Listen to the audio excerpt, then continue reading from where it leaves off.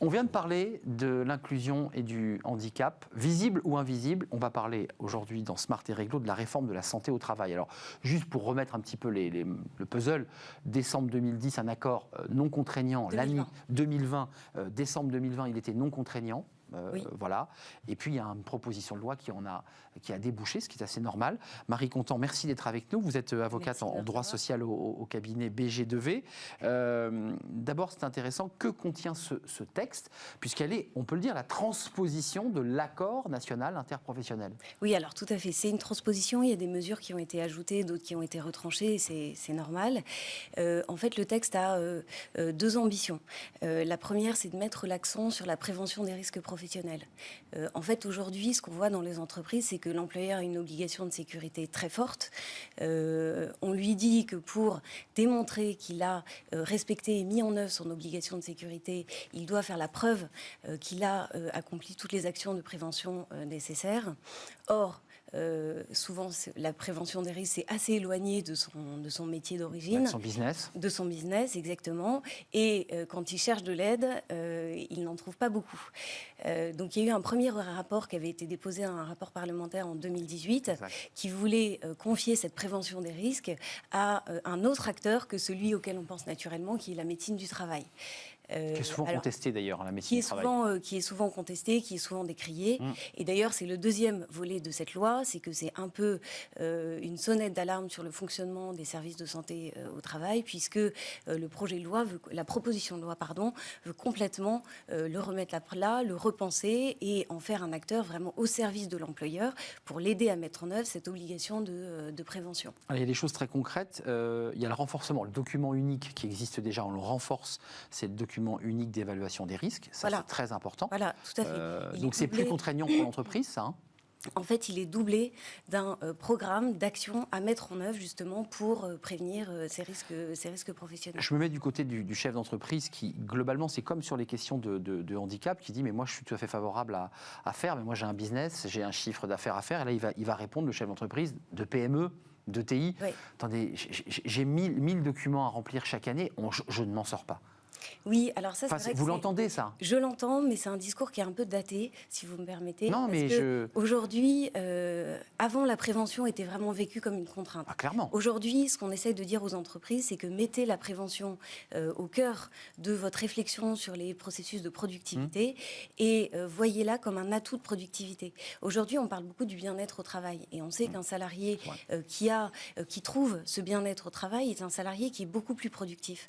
Et donc, l'ambition de cette loi, c'est aussi de dépoussiérer la prévention et d'en faire véritablement un outil pour améliorer la productivité des entreprises. 5 jours de formation en santé et sécurité pour tous les élus du CSE. Oui. Ça, c'est important parce qu'il faut bien sûr sensibiliser ceux qui iront parler aux salariés. Voilà. En fait, ça participe du même constat qui a été fait à la faveur de la crise sanitaire. C'est que quand il a fallu mettre en place le protocole ils ont été très sollicités. Les élus ont été sollicités, la médecine du travail a été sollicitée et les uns comme les autres ont démontré en fait qu'ils n'étaient pas en capacité à répondre à ces demandes. Ça bougeait tous les jours à leur décharge. Alors c'est vrai que c'était un contexte un peu exceptionnel, mais le contexte exceptionnel a révélé un problème qui était beaucoup plus profond et qu'il fallait régler. Et donc du coup cette formation des élus, donc elle passerait à 5 jours automatiquement au début de mandat, 3 jours au moment du renouvellement. C'est vraiment pour les sensibiliser et pour les inviter à s'inscrire dans un dialogue constructif en fait avec l'employeur, de réflexion commune et partagée. Alors ça c'est un peu un monde idéal, vous allez me dire, mais sur la prévention des risques professionnels. Alors, il y a un autre volet qui est l'intégration des salariés qui ont été en longue maladie. Il y a un focus sur ce point, parce qu'évidemment, il faut rappeler que c'est toujours très compliqué quand on sort, je pense, de chimiothérapie, d'un cancer où on a été très longtemps éloigné, affaibli physiquement et psychologiquement. Qu'est-ce que prévoit le texte, là? Alors, en fait, c'est vrai que, et on le voit, nous, dans nos cabinets d'avocats, c'est que le contentieux sur l'inaptitude, c'est un des contentieux les plus développés en droit du travail. Donc, il y a vraiment un point important là. Et éviter d'arriver à une situation d'inaptitude. Donc l'inaptitude, c'est quand le salarié est déclaré par le médecin du travail inapte, donc incapable de poursuivre dans ses fonctions, ce qui oblige l'employeur, à défaut de solution de reclassement, à le licencier. Et donc pour éviter ça, il y a une mesure qui est assez intéressante, alors qui est très décriée notamment par la CGT, qui est le rendez-vous de liaison. En fait, et c'est ce que veut ce projet de loi, c'est qu'avant de revenir dans l'entreprise, il y a un rendez-vous entre le salarié et l'employeur pour réfléchir à comment les uns comme les autres, comment on voit les choses. Voilà, comment on voit l'avenir, ce que l'entreprise peut apporter, ce que le salarié peut faire ou ne pourra plus faire. Oui, avec transparence. Et en fait, quand on réfléchit, c'est quand même assez incroyable que ça n'ait pas existé avant. Mais évidemment. Ouais. Pour adapter au plus près à son retour réel. Oui, voilà, qui est vraiment une réflexion commune et concrète. Alors, il y avait une visite de pré-reprise, mais qui était entre le salarié et le médecin du travail. Et l'employeur n'était informé des résultats de cette visite de pré-reprise que si le salarié le voulait bien. Et donc, puis un jour, il arrivait un matin, et puis il rentrait dans l'entreprise. Complètement. C'est des clients, j'ai des clients, c'est arrivé plusieurs fois, m'ont appelé en disant ce salarié, ça faisait 2 ans qu'on ne l'avait pas vu, on n'avait pas fait attention, on n'avait pas reçu le renouvellement. Il déboule. Et là, il est là, qu'est-ce que je fais? Alors généralement, donc le premier conseil, c'est organiser une visite de reprise, puisqu'il faut s'assurer qu'il soit apte. Et c'est là où on en revient au problème des services de santé au travail. J'allais y venir. Souvent, le médecin du travail, le service qui est contacté comme ça à la dernière minute, ils vous disent non, la visite de reprise, c'est pas avant 1 mois. Alors évidemment, parce qu'ils ont un planning. Voilà, normalement, l'employeur est tenu de l'organiser dans les 8 jours. Et donc, du coup, ça donne des situations qui sont extrêmement compliquées à gérer et qui exposent en plus l'employeur à un risque très fort en matière d'obligation de sécurité. Avant de nous quitter, parce que c'est intéressant d'avoir le regard d'une avocate, est-ce qu'il faut le réformer, ce service de santé du travail? On est d'accord. Ah oui, non, on est tous passés à la visite médicale, parce que c'est une obligation légale. Oui. Alors, pas parce que je suis en libéral. Vous êtes libéral, mais pour les salariés, pour ceux qui sont assujettis à un contrat de travail, on se dit quand on en sort, mais bon sang de bonsoir, mais ça sert à quoi? Oui. Oui, non, il faut améliorer ce suivi. Et d'ailleurs, le projet de loi, il y a beaucoup de volets, on ne les a pas vus, mais les services de santé au travail vont être soumis à une certification. Ils vont devoir publier leurs tarifs, les cotisations qu'ils demandent à leurs adhérents, le socle de services qu'ils offrent. Il y aura un socle de services obligatoire.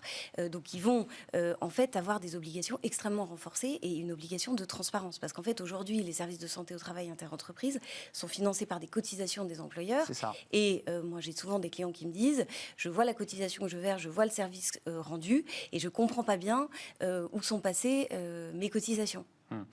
Ce qu'ils souhaitent, c'est que le médecin du travail, l'équipe médicale, soit plus près de la réalité. Parce qu'en fait, ils sont trop éloignés, pour conclure. Oui, soit complètement ils sont loin.